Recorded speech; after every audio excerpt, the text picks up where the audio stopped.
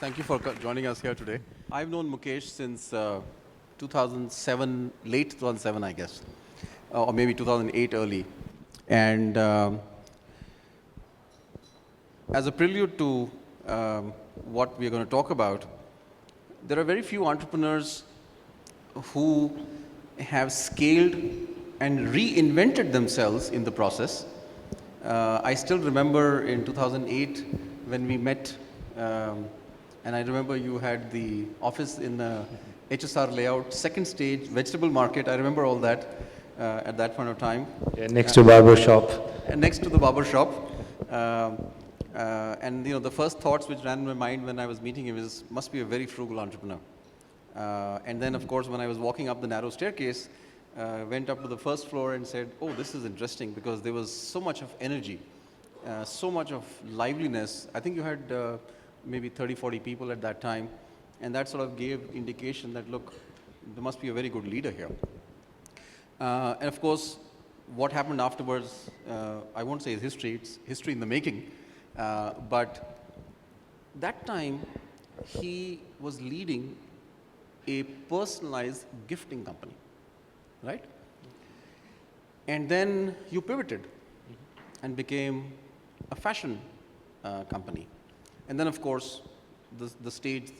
So you reinvented, I guess, yourself for many, many years to a scale. And I still remember, I think it was October that year, the revenue was 12 lakh rupees. And then when Myntra was sold to Flipkart, possibly at 100 million annualized revenue, and of course, now at least 10 times more scale as such. So that reinvention was very interesting. And I'm sure a lot of the entrepreneurs here would be asking a lot of questions on your journey. So I'm going to start with the beginning as such. What made you become an entrepreneur? So Sudhir, first of all, thanks for inviting me, and good evening, everyone. A lot of folks in audience, actually, I know them for a while, fellow entrepreneurs, investors. So those of you who heard these stories many times before, I'll try to, say in different way, but the folks who have not met before, I'll try to do my best to narrate kind of my journey and lessons through the last 8 years. So I guess Sudhir, your question was, what made me become an entrepreneur? I've also wondered, but it's from my college days. That's very clear. This is what I wanted to do, sometime from third year of college, and I ended up taking a job with a large company, but didn't like it much. I shouldn't say it, given I'm part of a very large company now, but so after first couple of years, I moved to Bay Area in '99 with the intention of back then starting a company. I bounced around for 3-4 months, couldn't figure out what to do, but ended up taking a job with a small company. And from 1999 till 2007, worked for 4 different startups, all really with the intention of, in many ways, like mentally interning with those startups to really learn about entrepreneurship. So fortunately, I was very clear that I want to be around small companies to learn about and get ready for the journey. I still don't have a good answer for exactly what drove me towards entrepreneurship, but I guess the closest I can come to the opportunity to build something from scratch, I guess 0 to 1, we hear these days. So to be able to mold organization from inception with a particular vision, where you can sow the seed and build the foundation and make it happen. I feel in many ways, world is driven by entrepreneurs, and entrepreneurs have a role to play in building new stuff, and that appealed to me at some level, and that's been now around startups, entrepreneurs for last 16 years, and I kind of enjoy what I do. Excellent. And you also came back from the US. Today, would you advise a lot of people who want to come back in US and start things here? Yes, absolutely. I think it's one now easier to say in hindsight, but I really feel India is the place to be. I think 2007 when I was moving, I had a hunch that over next 1 or 2 decades, India will get completely transformed through technology, internet, and lot of new industry will get created from scratch, which will translate into a massive opportunity. I think we are seeing that unfold now, and I think we're still very early in that journey. I think India will be a very different country over the next 10-15 years. So I think is as good a better place for anyone to, to be entrepreneur here. Very large country, growing economy, young population, probably is going to be a growth engine for the world for next 5-7 years. Internet is acting as a internet and mobile phones as a massive level, leveling the playing field. So yeah, I would very strongly recommend anyone who's considering entrepreneurship to consider come back. And it is happening on a mass scale. On Flipkart and Myntra last 12 months, we actually gone to Bay Area and hired really high caliber folks from top notch Bay Area companies. Almost some level I feel pretty good about, given that I was part of the wave who would go from IITs to US and work for technology companies in Bay Area, eventually to be able to go back there and recruit top talent from the heart of Silicon Valley and convince them to move to Bay Area, to Bangalore. Feel pretty good about that. Excellent. Now, when you started Myntra, it was a personalized gifting company. And if I remember, 18 months or 2 years later, there was a pivot. Yeah. And pivot became in some sense, to apparels and then to fashion overall. What happened in the sense, pivot was useful, but were you surprised at the pivot? And how did you manage the pivot? I think it's easier to explain in retrospect. I think, it's very clear most entrepreneurial journeys are, there's a little bit of serendipity. Flexibility is very important, being able to read the market trends, customers, etc., all play their role. So initially when we started personalization, it was in some ways, romantic idea of, building, personalized products. One day everything in the world will be personalized, big business, all of that. But in the journey we realized, all you can do is personalized t-shirts and, mugs. 3D printing was not mainstream then, still not mainstream. So one day it may be a big business, but 2010 it wasn't. It was very clear. And the whole, I guess, objective of being an entrepreneur was to build something that can scale. So that realization, this business is not going to scale, forced the introspection.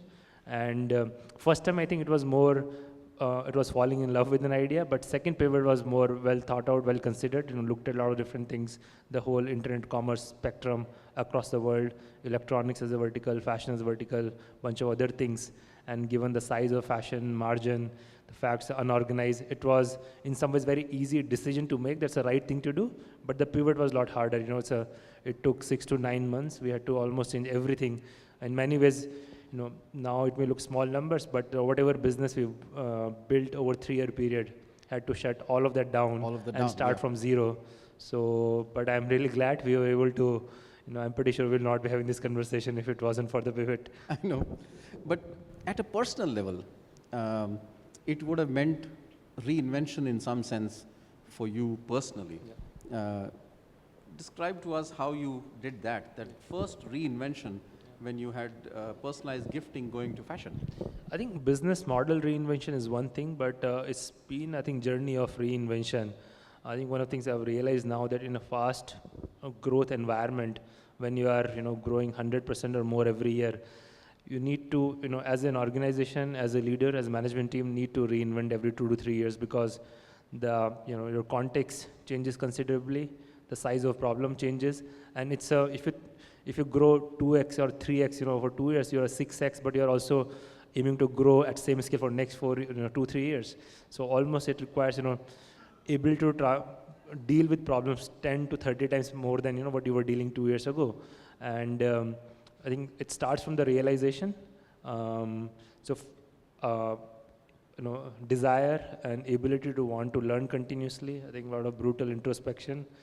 Environment around you where co-founders, peers, board can give you brutal feedback and keep you honest, and then able to take the hard decisions, right? So if you look at the management team for most internet e-commerce companies in India are doing well. Probably every 2 to 3 years have gone through significant management transformation because realize that not everyone is able to cope up with the demands of the job as it keeps changing. Some people are able to, and sooner or later one can run into a ceiling. So I'll find out when I run to that ceiling. But right now, still, if I'm not learning every day, I don't think I can do justice to my job today. Was it tough to change? Change is always difficult, I guess. Change is difficult, unnerving. It's some ways easier to be in your comfort zone because you get used to operating certain way. Things start to get an autopilot, and you have to.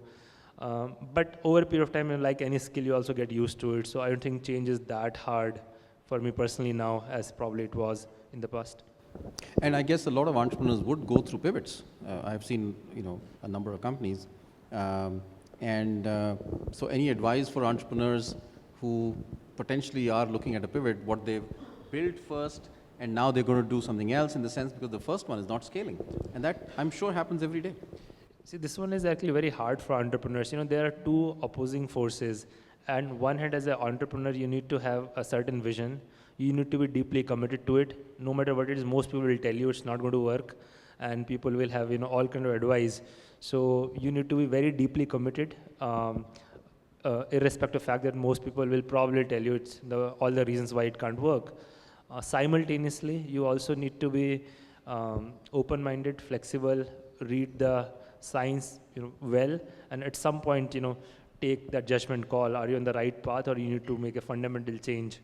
So I don't think there is a formula at all. It's probably if you that balance of deeply committed to a path, as well as being brutally honest and introspective without getting to self-doubt mode where you're always doubting what you're doing. That is also not going to work. So I'm just only able to portray the problem. Somewhere I guess most entrepreneurs are driven by the gut and the conviction, and I guess pivots also need to be driven from that. Sure. I think as important is to be able to pivot at the right time. It's also important to be able to commit to a path, because a lot of entrepreneurs make something that seems difficult, work over a period of time through persistence. So the best I can say is, I guess it somewhere boils down to literally following your gut, but also not ignoring all the data that's around you. So take a decision and move towards that. Excellent. Now, I do remember one board meeting, and I'm coming to capital raise because entrepreneurs like Mukesh keep people like us under employment as such. I do remember that one, and I just want you to share your experience. In one board meeting, we were discussing fundraising, and Mukesh said, I have $10 million in cash and I'm very nervous. I need to raise capital. I don't know if you remember that as such. Your threshold of attempting to raise capital was when you had reasonable amount of capital in the bank. What were your experiences raising capital?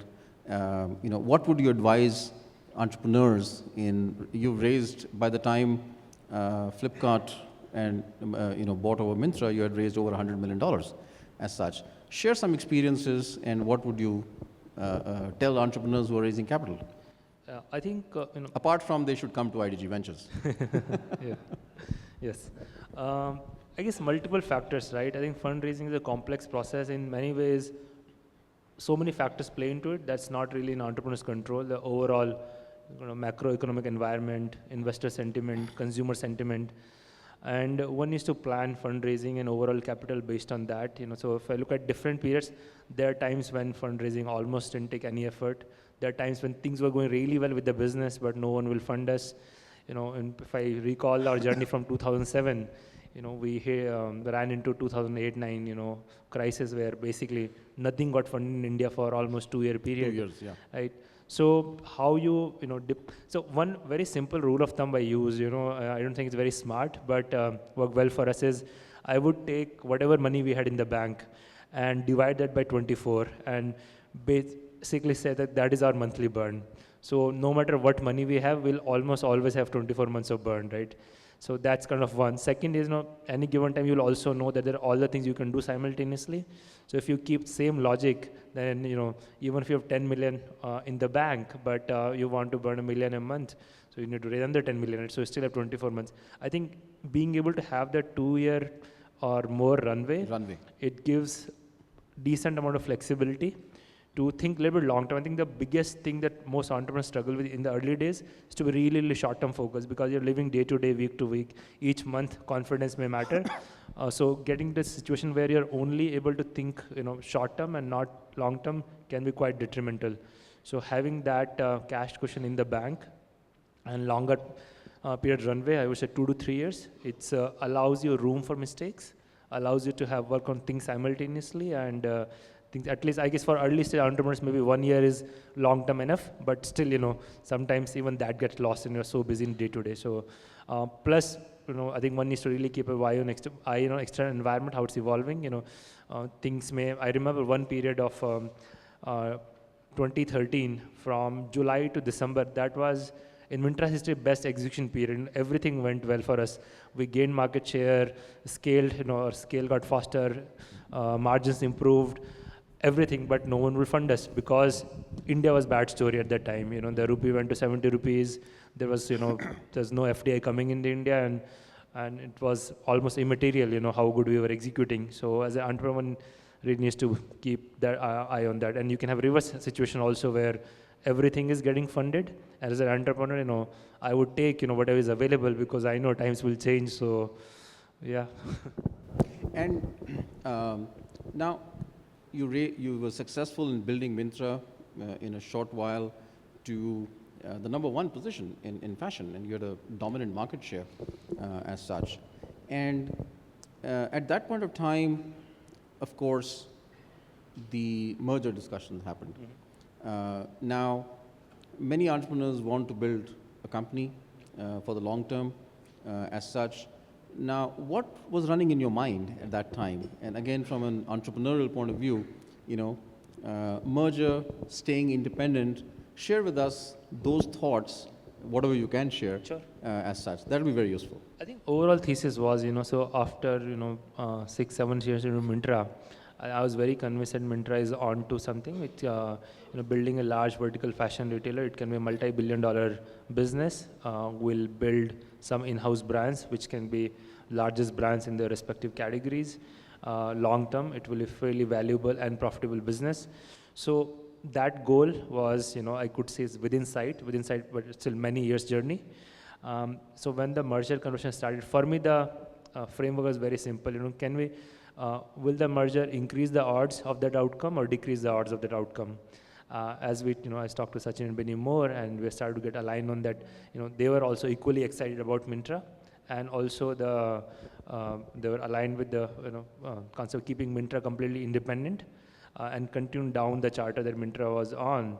So once that was assured that we have a common goal of building Myntra's large, independent, profitable fashion retailer with much better odds, and also much better odds for both Flipkart and Myntra to be able to play as a stronger player in the larger ecosystem.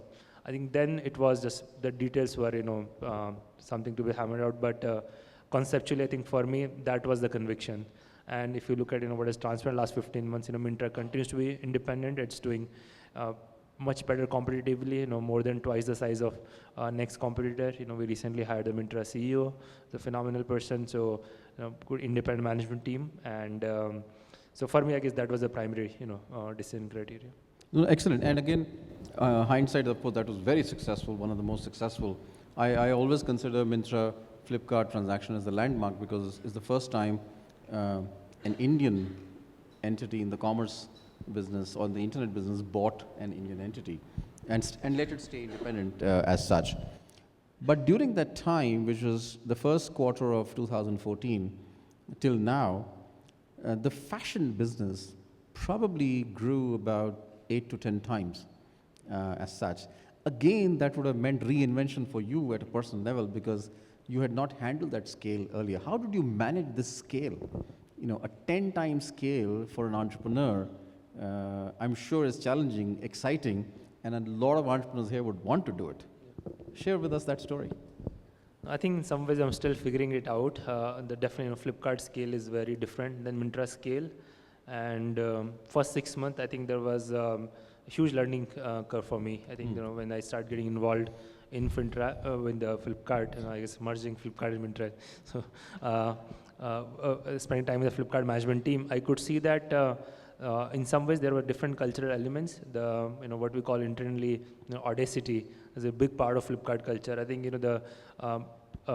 people have been habituated by now to think very big. Everything starts by thinking very big, and that mindset matters a lot. A lot of time, it's not as much the scale is our own mindset. So that's kind of one of the big thing that I absorbed from Flipkart. The overall customer centricity was phenomenally high. It's just overall Flipkart environment is very, very ambitious. And then once you start to think rationally about what do you need to do to justice to that ambition in terms of what caliber of talent you need, how much time to spend on thinking about strategy, long term, how strong your processes and foundation needs to be, and that's one of the work, so that some of the contribution I've been making over the last 12 months to be able to build a strong foundation which can do justice to the scale we want to build now, 2-3 years from now. This year most of our work has been to really get absolutely top-notch world-class talent in the organization who can wrap their heads around the kind of problems we are dealing with and likely to face in future. So it's, I guess, what I'm trying is a different environment. The whole audacity, thinking big, thinking scale is part of Flipkart DNA. That change, influenced me to think very differently about and then from there, I guess, just one need to apply yourself and absorb the context and problem solve to kind of arrive at the right answers. And I presume, as you mentioned, you've hired a lot of good people. How important was, hiring a strong management team? Because for scaling, I presume you had to let go a lot as such. And is that something crucial for entrepreneurs to let go as they move forward rapidly? I think it was very critical. I think it's one of the best things we have done this year, and I'm very, very optimistic that the team at Flipkart now is by far the best in the country, and a lot of our future success will come from this team. And because of who they are, their history, they are also able to attract very high caliber talent. So it's the overall talent bar is organically continuing to improve. And yes, as I said earlier, in a fast growth environment, every 2 to 3 years, one needs to go through transformation. At Myntra also, we've been every 2.5 years, we've gone through management team transition, transformation. I think they're just part of natural evolution of the scale of the business. And as long as we continue to grow the scale, I think we'll have to always keep raising the bar from what we expect. And from our management team, it will continue to function of both. I think some people internally will be able to reinvent themselves and be able to do justice to the new scale. Some areas you'll have to get people from outside. Yeah. Now, if you look at during that time, about 55 or 60 internet companies got funded, only about 14 or 15 survived. and some of them, even pivoted. I mean, in Snapdeal was also a pivot. Even Paytm is a pivot. And today you have a different scenario altogether as such. What do you think made those companies not progress further?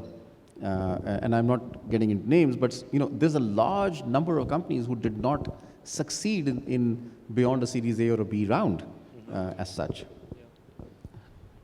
What are the mistakes which people could make? Yeah, I think the success formula is probably different, but few key things. I think, and I'm just maybe thinking from Myntra perspective. One of the things I believe that if you build very strong foundation, great culture, very strong value system, and think long term, then some of the quarterly changes in the market share, etc., tactics will not matter in the long term.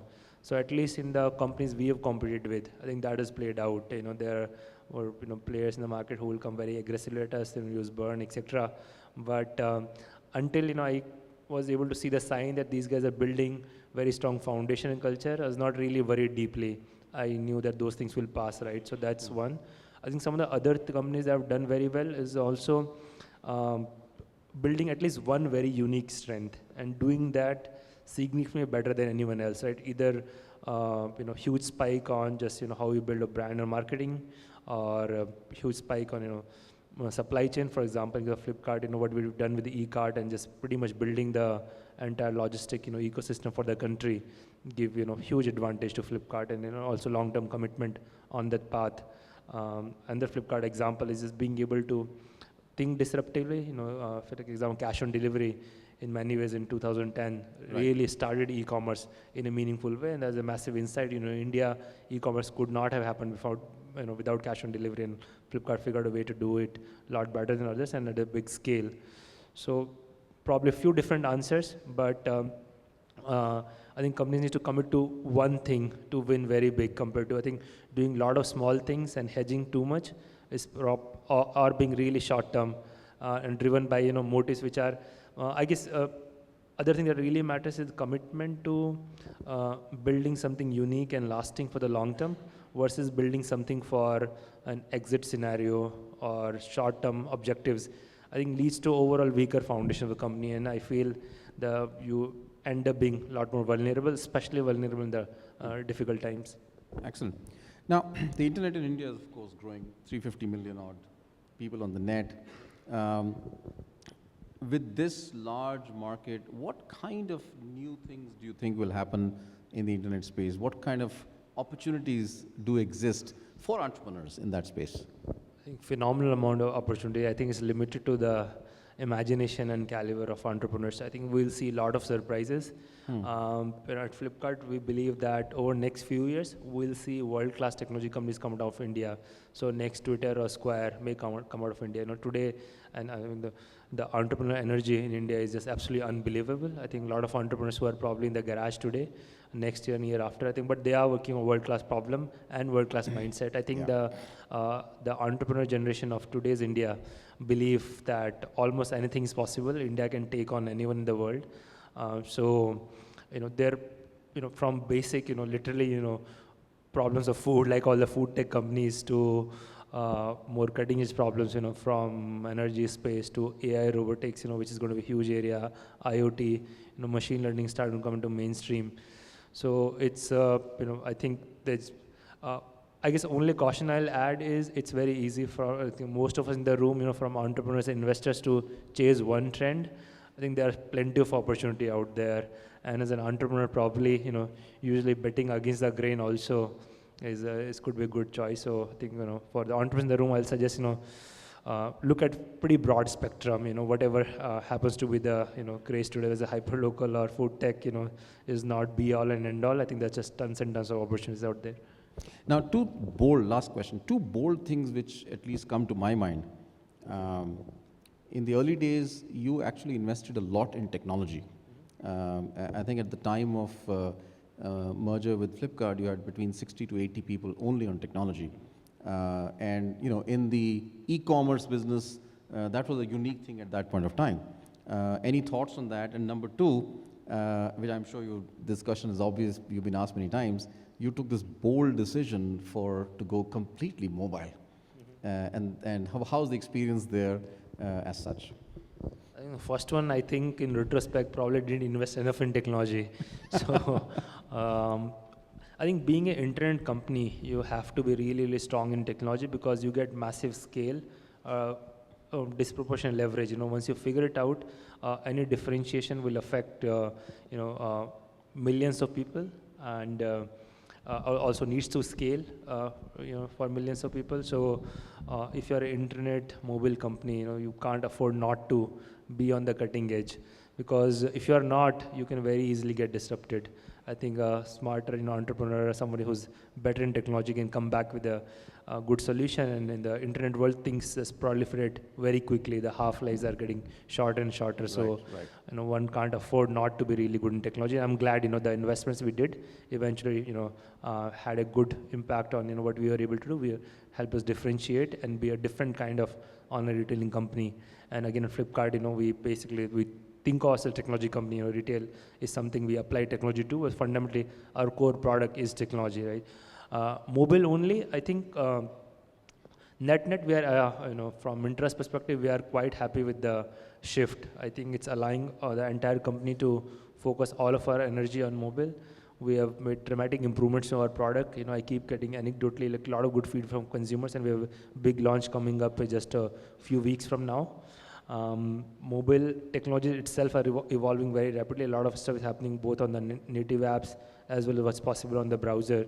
So this, choice is enabling Myntra to 100% focus on winning on mobile, create a different kind of experience. And I believe, and also data, there's plenty of data which is supporting that. Internet India, for all practicable, all mobile, more than 90% of traffic, time spent, everything is on mobile, right? And with also on Flipkart, given that we also sell smartphones, we know, how many smartphones getting sold versus laptop getting sold. It's almost, it's a no-brainer case to, at least over-index on mobile in a, significant way, whether it means app only or not. But, mobile is going to be future of almost all commerce and transactions in the country. Yeah. Excellent. Well, thank you. I know we're running short of time. very interesting insights into how you built and personal transformation and what's happening today. Pleasure to see you here, and thank you very much for Thank you, Sudhir. Thank you. joining for this and sharing this with the entrepreneurs. I'm sure it's been a very, very useful session. Thank you very much. Thank you, everyone.